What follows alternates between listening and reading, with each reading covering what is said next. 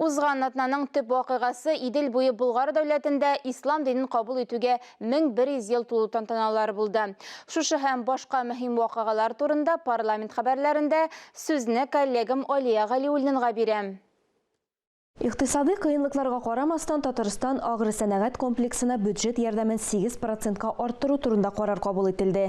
Бу дистәләгән миллион сум. Бу хакта Кукмарада авыл халкының эшлекле активлыгын арттыру буенча зона форумында Фәрит Мөхәммәтшин белдерде.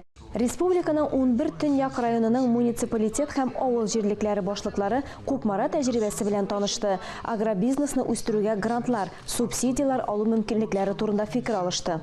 Кукмара районының монокорм авыл хуҗалыгы кооперативының эш принцибын республика агросәнәгать комплексында яңа үрнәк дип атыйлар. Баланслы азык җитештерүдән тыш эшмәкәрләр авыл сыерларын карап тотуга алалар, сөт җитештереп тапшыралар. Дивидендларның бер өлеше савым сыерлары хуҗаларына бара, барысына да отышлы. Эшне дөрес оештырганда комплекс 3 ел эчендә үзен аклый. Фәрит Мөхәммәтшинга һәм Марат Җаббаровка тармактагы казанышларны күрсәттеләр. Сөт әзерләү өчен мини-агрегатлар, яшелчәлек продуктлары, осталар эшләнмәләре, кечкенә генә Кукмара металл цехы җирле сәнәгать резиденты 2 ел инде импортны алыштыру программасы буенча эшли. Станокларда чит ил аналогларын алыштырып, авыл хуҗалыгы агрегатлары өчен теләсә нинди детальләр җитештерергә мөмкин. Хәзерге шартларда азык-төлек куркынычсызлыгы мәсьәләләре стратегик әһәмияткә ия. Хуҗалык итүнең кече формалары узган ел агросәнәгать продукциясенең яртысыннан артыгы җитештерелде. Бу дәүләт ярдәме нәтиҗәсендә оештырыла. На сельских территориях мы имеем потенциал не только сохранения сельхозпроизводства, но и его роста. И это несмотря на снижение сельского населения в целом по республике на 13 тысяч человек за последние 5 лет. Поэтому необходимо вовлечь в активную хозяйственную деятельность каждого сельчанина, создавая качественные условия труда, социально-бытовые условия, популяризация сельского образа жизни для привлечения людей в сельхозбизнес. Республика элеккечә үк сөт саву буенча илдә алда бара. Бәрәңге буенча 2-нче, төрле һәм кош ите җитештерү буенча 6-нчы урыннарда тора.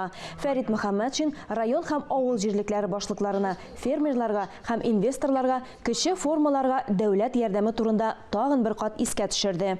Бу 2 миллиард сумнан артык. Мондый ярдәмнән активрак файдаланырга кирәк. Төрле яктан мөмкинлекләрне күрсәттек. Үзебезнең борчыган әйберләрне җиткердек, чәйнәп бирдек, йотасы гына калды. Инде аны да эшләй алмасалар, без бик борчылырбыз дип уйлыйм. Ел азагында, нәтиҗә ясаганда бу эшләр безгә уңышлар.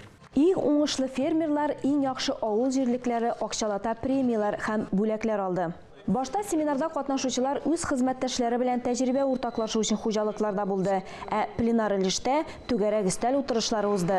Ярдәм чараларының нәтиҗәлелеге кулланучылар кооперативларын булдыру һәм авылны социаль үстерү программасы аша авылда яшәү рәвешен тәэмин итү мөмкинлеге турында фикер алыштылар. Шундый мисалларның берсен Вахитов авылында күрсәтте.